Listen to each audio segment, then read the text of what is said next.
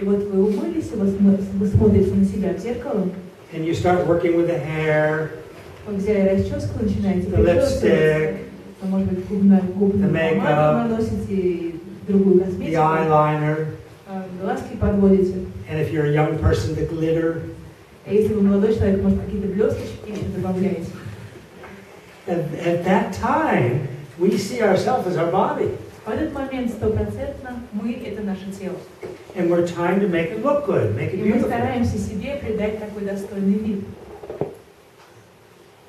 So we sometimes identify ourselves as our body. This body. Очень часто мы отождествляем самих себя со своим телом, этим телом. But actually, there's something wrong with that identity.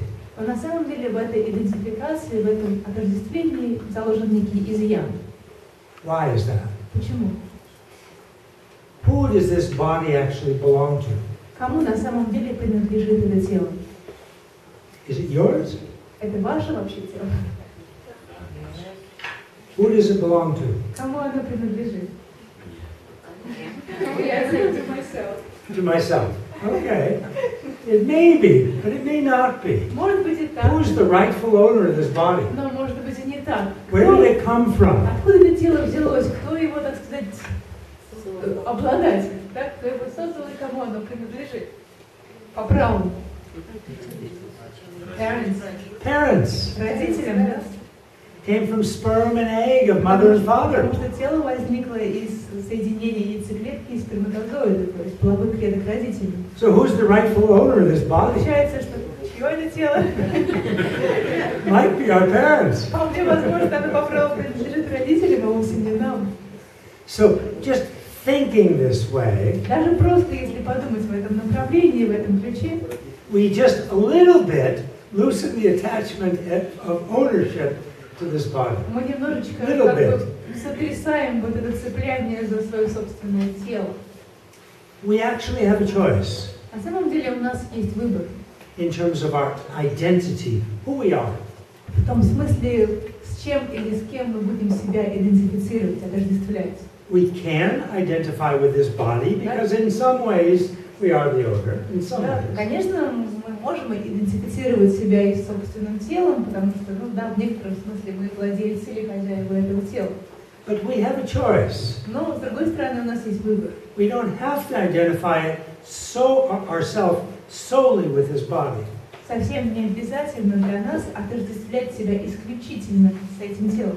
We can also expand our identity Мы также можем как бы расширить диапазон того, с чем мы себя отождествляем. to the bodies of others. И мы можем включить в это понятие «я» тела и других существ, других людей тоже.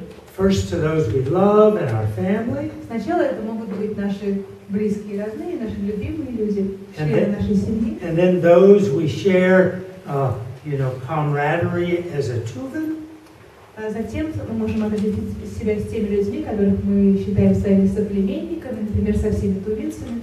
and then as Russians, Потом мы можем сказать со всеми россиянами, and then as Euro-Asians, потом евроазиатами, and then as humans. а потом скажем, мы все люди.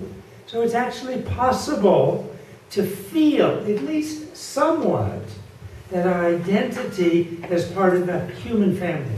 Поэтому в некотором смысле это возможно. Возможно почувствовать, что все мы есть эта большая общечеловеческая семья. And His Holiness the Dalai Lama says this many times, И его святейшество Далай-лама повторяет это снова и снова. that he doesn't really feel like the Dalai Lama. Что он по большей части не чувствует себя именно Далай-ламой. Of course he is, Конечно, он Далай-лама, нет and сомнений. he knows that. И он об этом знает. But he identifies more, not just as one person, the Dalai Lama, Но он старается отождествлять себя не только вот с этой отдельной личностью, одним человеком, Далай-ламой. and not just as a Tibetan, Он выбирает осознанно не считать себя исключительно тибетцем, but as a member of the human family. но смотреть на себя как на члена большой общечеловеческой семьи. So if somebody in Syria is homeless or losing their 2 children and wife, И тогда получается так, что если кто-то где-то в далекой Сирии оказывается бездомным человеком, теряет своих 2 детей и свою супругу. He feels almost like he's lost members of his family. Он чувствует себя так, как будто он потерял членов своей собственной семьи. So we have the choice to slowly expand our identity to include the whole human family as a member of the human family. Так что выбор за нами. Мы можем действительно отождествить себя со всей большой семьей людей. Not always, but sometimes our parents, the so-called rightful owners of this body, might be happy. Очень часто наши родители, те, кому по праву принадлежат наши тела, как я уже сказала, они могут быть счастливы. Certainly, His Holiness the Dalai Lama would be very happy as we begin, to identify more as a member of the whole human family. Они были бы счастливы, если бы мы смогли отождествить себя с общечеловеческой семьей, и, конечно, от этого испытал бы счастье Далай-лама. And I want to tell you a secret. Я хочу рассказать вам один секрет. So will you. Если вы будете смотреть на себя так, расширяя этот диапазон того, что вы считаете собой, то и вы станете счастливее. If you identify as a member of the human family. Если вы будете отождествлять себя со всей общечеловеческой семьей, к которой вы принадлежите. But don't believe me. Но это не нужно принимать на веру. Try it. Это нужно попытаться осуществить на практике. Kind of do a little research. Попробовать такое провести исследование, эксперимент. Begin just a little bit to identify with the human family. When there's pain or suffering in the human family, you feel it as if it's one of your family members.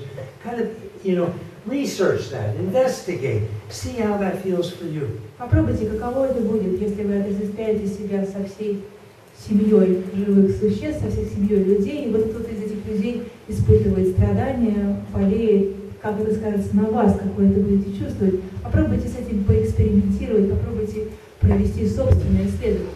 See if you feel more connected with others.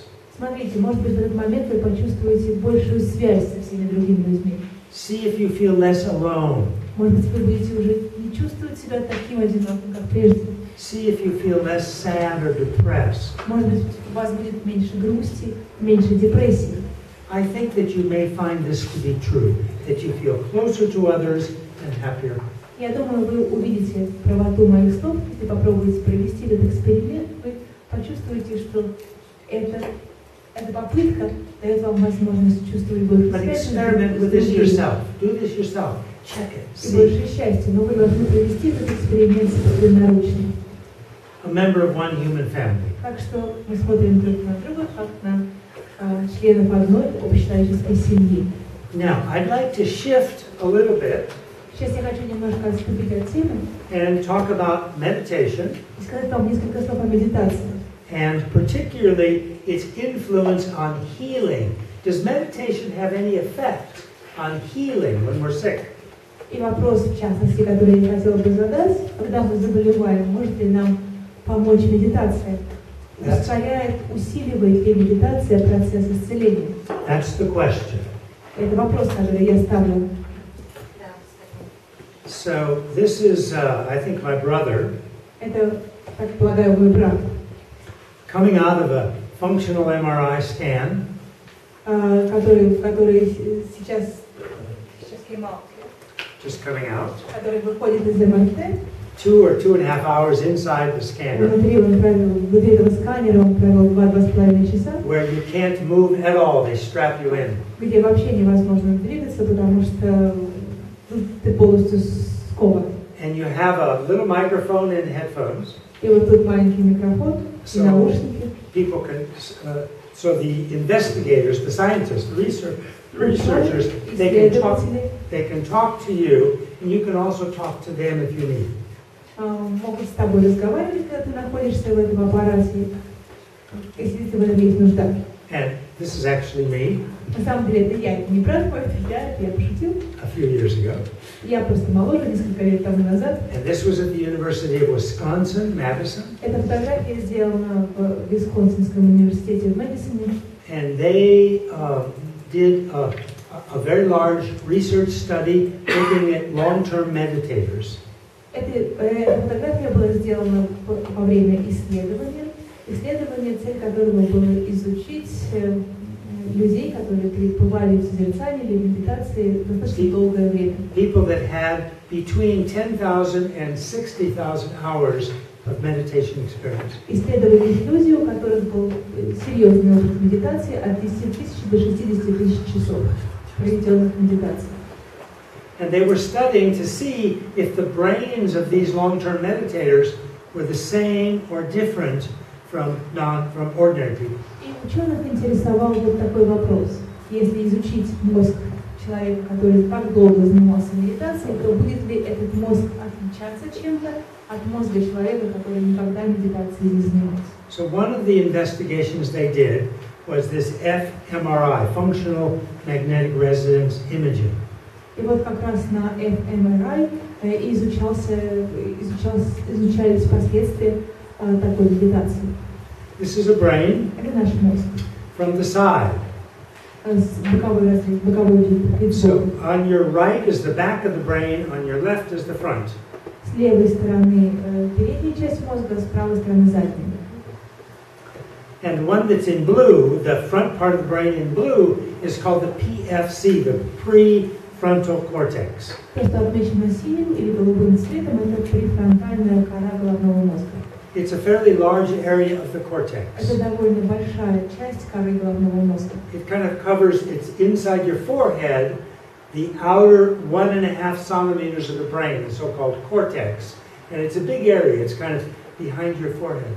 Это довольно большая область мозга, она находится как бы лоб немного за лбом и thick, deep. Yeah, that's the cortex. Толщиной кора где-то 1,5 сантиметра. Now, this area, which we call PFC, prefrontal cortex, is an important area in the brain. Префронтальная кора головного мозга – это довольно важная часть его.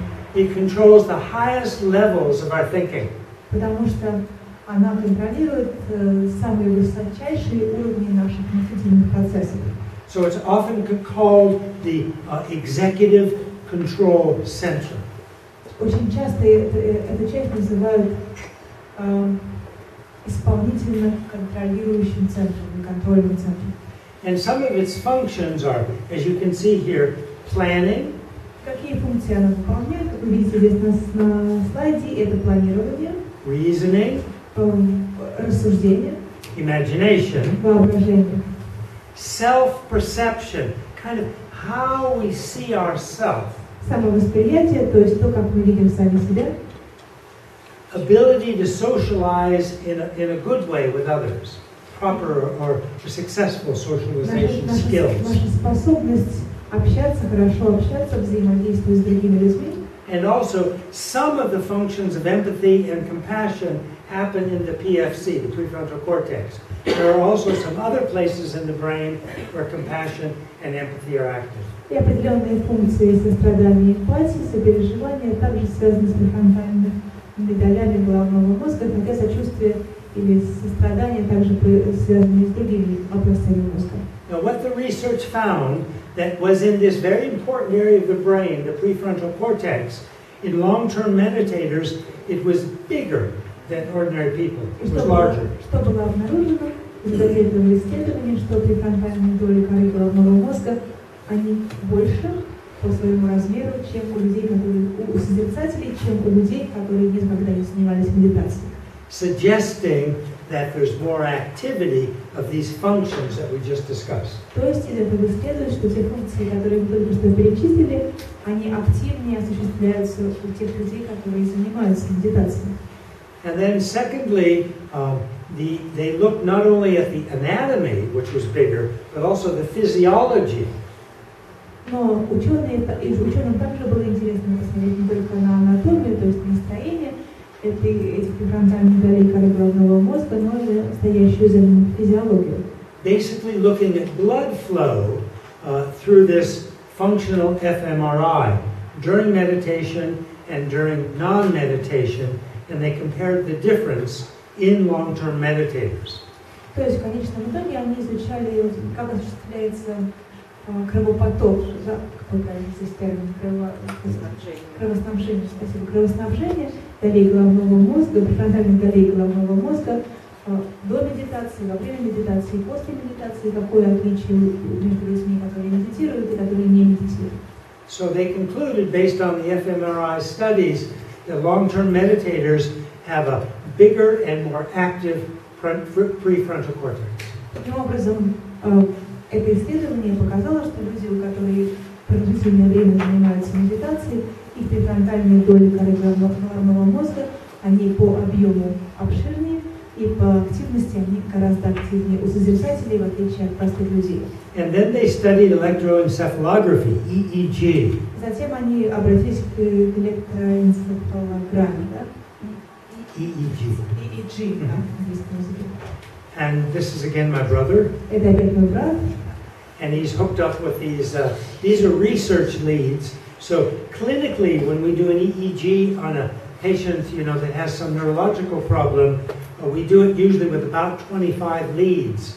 So in this research situation, they're using either 56 or sometimes even 112 leads, just to get more accuracy in terms of different places of the cortex. Видите, у меня вся голова буквально усеяна сенсорами или датчиками. И обычно, когда исследуются пациенты, например, у которых есть какие-то неврологические проблемы, то прикрепляют к голове, скажем, 25 датчиков. В данном случае к нам прикрепляли от 36 до 112 датчиков для того, чтобы получить максимально обширную картину того, что происходит внутри. So when they put this contraption on our heads, it felt like someone took a bowl of spaghetti and turned it upside down. Когда все эти датчики, все эти многочисленные провода присоединялись к нашей голове, было такое ощущение, что взяли тарелку спагетти и опустили в нашу голову, так много проводов исходило от нашей головы. So, in the long-term meditators, у людей, которые долгое время посвящают медитации, when they were asked to meditate, когда их просили медитировать, these unusual patterns showed up on the electroencephalograph, EEG. Совершенно необыкновенные схемы, да, вот то, что показывала схема энцефалограммы, она существенно отличалась от других людей. And these are called gamma waves. То, что проявлялось, носит название гамма-волны. And a gamma wave is high amplitude, so it's a big spike. Они имеют очень большую амплитуду, широкую амплитуду, то есть это вот такие вот линии очень высокие, сейчас как вы видите на схеме. And it's a high frequency, which means short time, so they come quickly. А частота очень маленькая, то есть эти волны проявляются очень часто, очень частотно. And the beginning and the end is an actual EEG tracing, but the middle part with those gamma waves is just my drawing. То, что касается вот начального отрезка и конечного отрезка, это на самом деле энцефалограмма, то, что было получено, а вот эти гамма-волны, это я их нарисовал просто для ознакомления. So these are called bursts of gamma waves. Means it's not just one, but it's quite a number of them that goes on maybe for 1 or several seconds.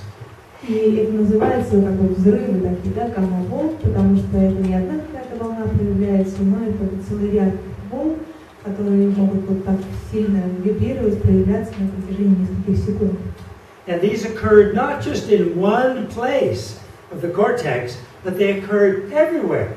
In the EEG leads, in the front, in the back, in the right, left, all over, they saw these bursts of gamma waves. Что интересно, вот такие взрывы гамма-волн, они отличались не только какой-то отдельной части головного мозга, но практически по всей коре головного мозга. И в задней части, в передней, в боковых. And the explanation is still being discussed. They haven't come to a final conclusion. But what the neuroscientists are now thinking this means, these bursts of gamma waves, is some kind of synchronicity, some kind of harmony between different places in the cortex. Конечно, ответ на вопрос, что такое эти гамма-волны, мы все еще ищем, ученые все еще не пришли к общему знаменателю, но то объяснение, которое предварительное, которое дается сегодня, оно звучит так, что, скорее всего, в этот момент разные зоны, разные области головного мозга, они начинают синхронизироваться, начинают работать синхронно. And this is amazing. И это поразительно само по себе. because the traditional neurology thinking is that the cortex, maybe 1 millimeter, can talk to each other, very close. But this is happening throughout the cortex. There seems to be some synchronicity. Потому что традиционная нейрология, она говорит, что в коре головного мозга, может быть, самые ближайшие участки, они могут работать синхронно, как бы разговаривать друг с другом. Может быть, те части, которые расположены в миллиметре друг от друга. А здесь мы видим синхронизацию всего головного мозга, самых разных, даже отдаленных частей. Now, this research that I've just been talking about has been written up many times in the very best journals internationally for neuroscience. Эти исследования, о которых я вам сейчас рассказываю, они затем попали на страницы, результаты этих исследований попали на страницы выдающихся научных журналов и неоднократно. Like Nature, Science, and PNAS, the Proceedings of the National Academy of Sciences. Например, это же журнал Nature, природа, журнал Science, наука, и журнал как PNAS, Proceedings of the National Sciences, Proceedings of the National Academy of Sciences. Национальной академии наук. Now, let's look at and talk a little bit about how meditation affects health.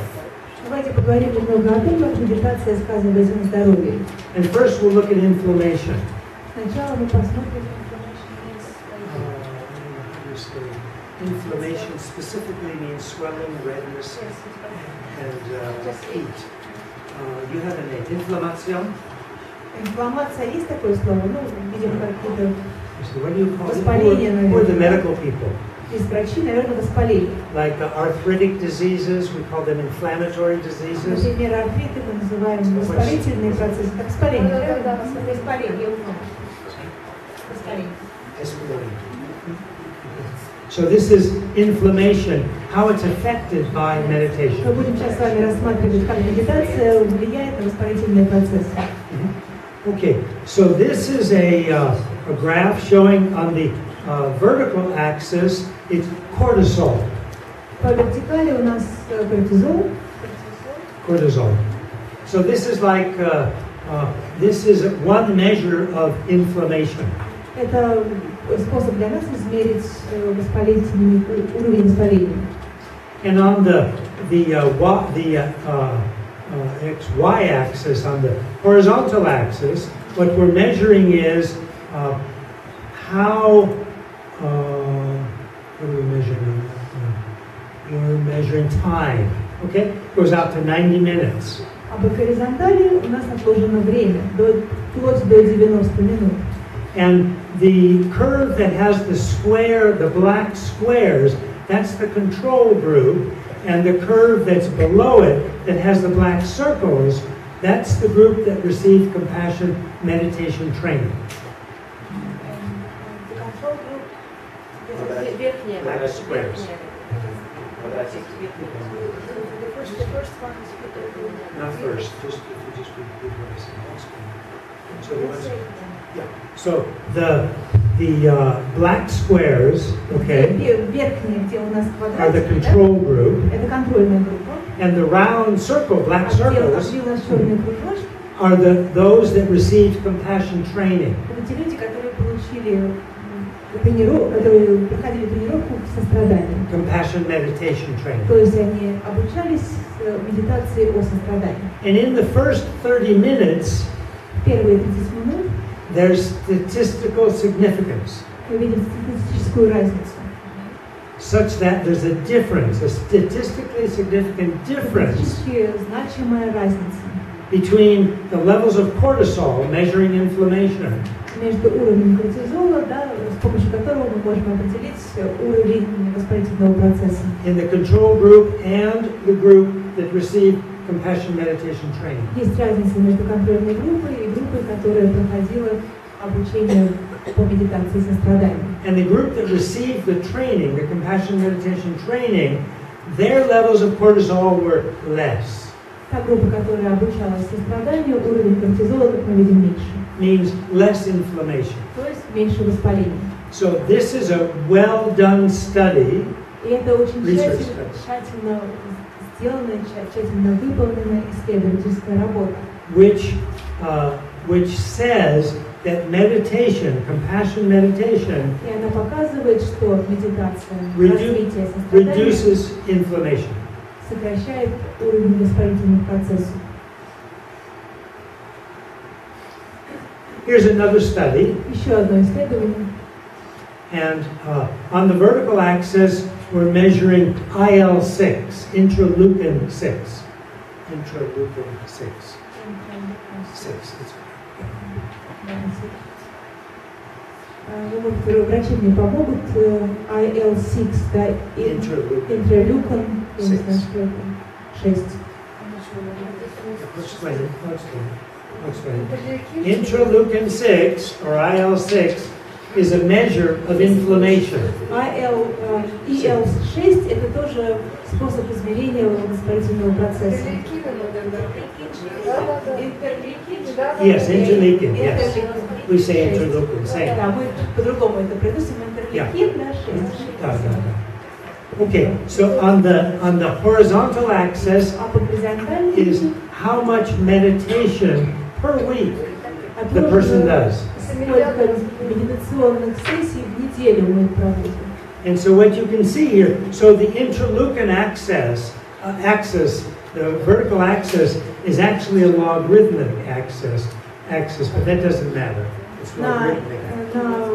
На вертикальной линии мы видим алгоритмические показатели, но это не столь важно. That's not so important. Это не столь важно в данном случае. What we see is those people that have more and more average meditation sessions per week have lower levels of IL-6. Что мы видим здесь, что люди, которые посвящают медитации больше недель, уровень IL-6 у них гораздо меньше. So, more meditation, less inflammation. Другими словами, простыми словами, чем больше медитации, тем меньше воспаления. And now, in medicine, we're learning more and more the harm of inflammation. А сейчас в медицине мы все больше и больше получаем все больше и больше данных о том, насколько губительны воспалительные процессы, насколько они вредоносны. There are some linkages, though not fully proven, but some linkages between chronic inflammation and cancer. В частности, сейчас выявлено, пока это еще не полностью доказано, но есть уже взаимосвязи, которые установлены, что между воспалительными процессами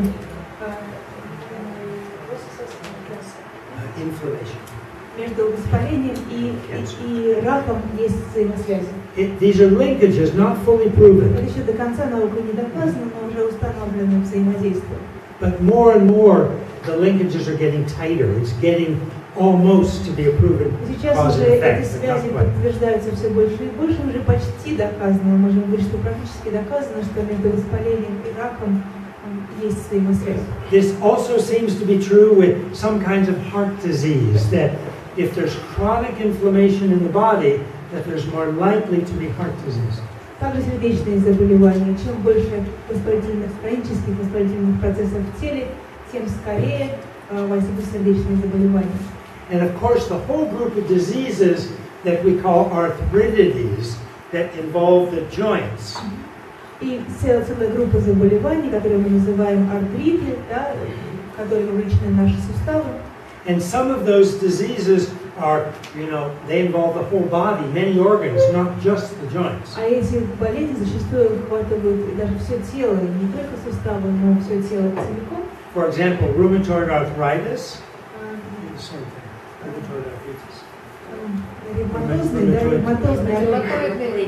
Rheumatoid arthritis, yes. This involves sometimes the lung.